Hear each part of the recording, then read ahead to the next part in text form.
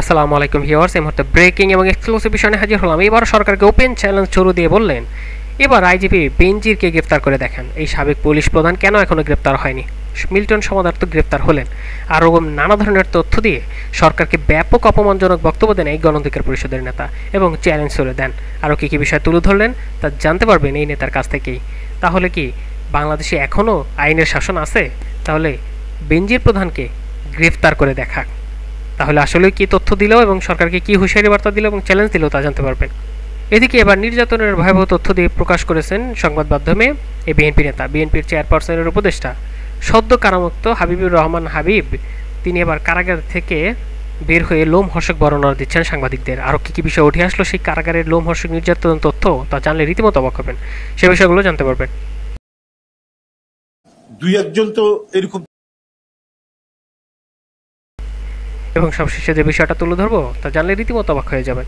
কিভাবে এই বিএনপি তাদের মূল লক্ষ্য থেকে সরে যাচ্ছে কিনা সে সকলের উত্তর দেন, এবং সেই সাথে তাদের কিন্তু বর্তমান যে লক্ষ্য সরকার পতন করবে না তা আন্দোলন করবে। আরও কী কী বিষয় নিয়ে কথা বলছেন এবং তাদের উপর নির্বাচন হচ্ছে সে সকল বিষয়ে তথ্য দেন। আরও কী তথ্য দেন জানতে পারবেন ভিডিও শেষ অংশে।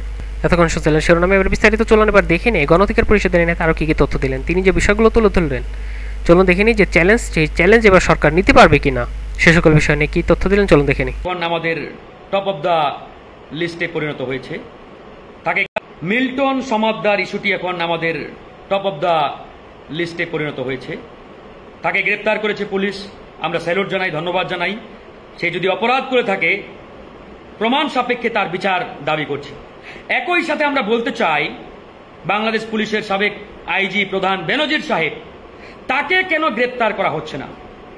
আর আজকে যারা মিডিয়া হোক, অ্যাক্টিভিস্ট হোক, রাজনৈতিক কর্মী, নেতা যারা মিল্টন সমাদদারকে নিয়ে সোচ্চার, আপনারা কেন বেনজিরকে নিয়ে সোচ্চার হচ্ছেন না? মানে বেনজিরের অপরাধ কি মিল্টন সমাদদারের চাইতে কম? মিল্টন সমাদদারের চাইতে কি বেনজির সাহেব কম অপরাধী? মিল্টন সমাদদার যদি অবৈধভাবে টাকা আত্মসাৎ করে থাকে, লুটপাট করে থাকে, তার চাইতে হাজার গুণ বেশি লুটপাট করেছে পুলিশের সাবেক আইজি বেনজির। তাহলে আমরা এই বেনজিরকে নিয়ে কেন সোচ্চার হচ্ছি না? কেন তাকে নিয়ে আমরা কথা বলছি না? কেন? এই প্রশ্নটি আমি আপনাদের উদ্দেশ্যে করতে চাই, এই প্রশ্নটি রাখতে চাই। আশা করি এই প্রশ্নের উত্তর আপনারা দেবেন। এভাবেই তিনি সরকারকে চ্যালেঞ্জ ছুড়ে দেন। তাহলে যদি আইনের শাসন থাকে তাহলে পুলিশের সাবেক প্রধানের বেনজিরকে গ্রেফতার করে দেখাক যে বাংলাদেশে এখনো আইনের শাসন আসে। আরও বিভিন্ন তথ্য দিয়ে সরকারকে ব্যাপক অপমান করেন এই গণ অধিকার পরিষদের নেতা। তার দাবি কখনো এই বেনজিরকে গ্রেফতার করতে পারবে না, এমন তথ্য দেন কিন্তু তিনি। আরও বিষয় তুলে ধরেন। অন্যদিকে বিএনপির এই নেতা সদ্য কারামুক্তি প্রাপ্ত, তিনি এবার ব্যাপক লোমহর্ষক তথ্য দিচ্ছেন কারাগারে থাকার। এবং কি তথ্য দিলেন চলুন তার কাছ থেকে আমরা দেখে নিই। এই বাস্তবতা এই সরকারের আমলে এই ধরনের ঘটনা ঘটা স্বাভাবিক, তবে একটা ব্যতিক্রম। ইতিপূর্বে আমরা দেখেছি মন্দির ভাঙাকে কেন্দ্র করে, বৌদ্ধদের উপাসনালয় হামলাকে কেন্দ্র করে বাংলাদেশে তাণ্ডব হয়েছে। বিএনপির বহু নেতা কর্মীদের বিরুদ্ধে মামলা দেওয়া হয়েছে। আওয়ামী লীগের পক্ষ থেকে বলা হয়েছে বিএনপি জামাত এই ঘটনা সংঘটিত করেছে। বলেছিলাম দুদুভাই সাক্ষী, আমি স্বৈরাচারী এরশাদ বিরোধী আন্দোলনের যত বক্তব্য দিয়েছি, এই প্রেস ক্লাবের সামনে আমি চিরাং থেকে ফিরে এসে প্রথম দিনের বক্তব্য দিলাম 18 অক্টোবর। পুলিশ থেকে শুরু করে এখানে তারা দায়িত্ব ছিল, তারা এসে ভাই বেটে কি বললেন, কি বলেছিলাম যে আমাদের ছাত্রদেরকে পিটিয়ে হাসপাতালে পাঠিয়েছেন। পুলিশকে পরিষ্কার করে বলতে চাই, আর যদি একজন ছাত্র নেতার গায়ে হাত দেওয়া হয় তাহলে আপনি গাড়িতে চলবেন, আপনার সাথে পুলিশ প্রশাসন থাকবে, আপনার স্ত্রী সন্তানের সাথে থাকবে হয়তো, কিন্তু আপনার গ্রামের আপনার বাবা, ভাই, চাচা, মামাতো ভাই, নানাতো ভাই, খালাতো ভাই, তাদের তো পুলিশ প্রশাসন থাকবে না। আমরা নির্দেশ দিয়ে দেবো ওইসব বাড়িগুলি বাড়ি থেকে তালা লাগিয়ে দিয়ে পেট্রোল ঢেলে জীবন্ত আগুন দিয়ে পুড়িয়ে দেবো। কত মারাত্মক কথা, কত বড় মারাত্মক কথা। সেসব পুলিশ তার দায়িত্বে ছিলেন, তারপর কি বলবো, হ্যাঁ এটাই করবো, কিন্তু আবার সেগুলো উত্তর দিয়েছি এবারের মতো। এসে সাহেবের বিরুদ্ধে বক্তব্য দিয়েছি, হাত দিয়ে গুড় দিয়ে একদম চিবাই খাবো। আর এবার কি বলেছি,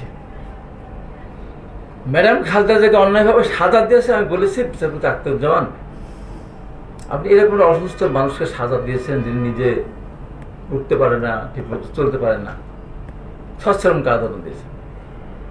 তাই আপনার আম্মা বেঁচে থাকলে আপনার আম্মাকে গিয়ে বলবেন, আম্মা আমি এরকম একটা মানুষকে সাজা দিয়েছি, 73 বছর বয়স্ক প্রধানমন্ত্রী ছিলেন, অত্যন্ত অসুস্থ। রায় সম্বন্ধে আপনার অভিমত কি? আপনার মা নিশ্চয়ই বলবেন মিডিয়ার মাধ্যমে পরিষ্কার করে তুলে ধরার জন্য দেশ বাঁচা মানুষ বাঁচা আন্দোলন কর্তৃক আয়োজিত আজকের এই প্রতিবাদ সমাবেশের সম্মানিত সভাপতি, দেশ বাঁচা মানুষ বাঁচা আন্দোলনের সম্মানিত সভাপতি, আমাদের অত্যন্ত প্রিয়, সবসময় যিনি এই ধরনের ঘটনা ঘটলেই কষ্ট করে পরিশ্রম করে অর্থ জোগাড় করে সেই প্রিয় রিপন। এবং সবশেষে তুলে ধরতে যাচ্ছি এবার এই বিএনপির মুখ্য নেতা রুহুল কবির রিজভী, তিনি বরাবরই কিন্তু দুশ্চিন্তায় থাকেন এবং তাদের বর্তমান লক্ষ্য কি কি অভিযোগ দিচ্ছেন চলুন দেখে নিই। ইতিহাস একদিন আমাদেরকে সেভাবে বিবেচনা করবে। শুধু নির্বাচনে যাওয়া আর মানে ওই তরকারির একটু ঝোল নেওয়ার জন্য আওয়ামী লীগের কাছ থেকে, তো ওটাই কি বড় ব্যাপার হলো? নীতি, নৈতিকতা, আদর্শ বলে কোনো জায়গা নেই। সবসময় যখন মানুষের স্রোত, মানুষের সমর্থন একদিকে থাকে, তখন দুই একজন বিপদগামী লোক থাকেই।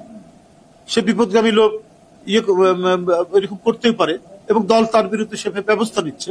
আর এটা মহাসমুদ্রের মতো একটি দল, বিপুল সংখ্যক জনগোষ্ঠী আমাদের সমর্থক, বিপুল সংখ্যক নেতাকর্মী আমাদের। তো এইরকম একটি মানে ভোট হরণের একটি দেশে, যেখানে আওয়ামী লীগ ক্ষমতায়, যারা ভোট বিশ্বাস করে না, সুষ্ঠু নির্বাচন বিশ্বাস করে না, তাদের অধীনে যারা নির্বাচন করতে চায়, তারা তো মূর্খের স্বর্গে বাস করে। ওরা সেটা টের পায় না। মানে কোন ধরনের হয়তো একটা মানে ঘোরের মধ্যে থাকে তারা, যে শেখ হাসিনার অধীনে নির্বাচন কি পরিণত হবে সেটা তো এই 16-17 বছরে দেখিয়ে দিয়েছে শেখ হাসিনা লোকেরা। যে আমাদের প্রতিদ্বন্দ্বীরা যখন আমাদের সিদ্ধান্ত হয়েছে, ইউপি নির্বাচনে প্রার্থী হয়েছেন, মনোনয়নপত্র জমা দিতে গেছেন, জমা দিতে পারেনি, রাস্তার মধ্যে অ্যাটাক করা হয়েছে, রাস্তার মধ্যে তাকে শারীরিকভাবে আক্রমণ করা হয়েছে, আপনার রিক্সায় প্রচারণা চালাতে গেছে, রিক্সা ভেঙে ফেলা হয়েছে, মাইক ভেঙে ফেলা হয়েছে। এটা তো একটার পর একটা দৃষ্টান্ত। এখন দুই একজন তো এরকম থাকতেই পারে, আর এটা তো হচ্ছে স্থানীয় সরকার নির্বাচন, এখানে এরকম থাকতে পারে। আপনার দুই একজন, আমি মানে আমাদের গেছে না 7ই জানুয়ারির নির্বাচনে কি বলে ডামি যে নির্বাচন, দুই একজন লোক তো সেখানেও গেছে, তাদেরকে জেতানো হয়েছে। তা কি হয়েছে?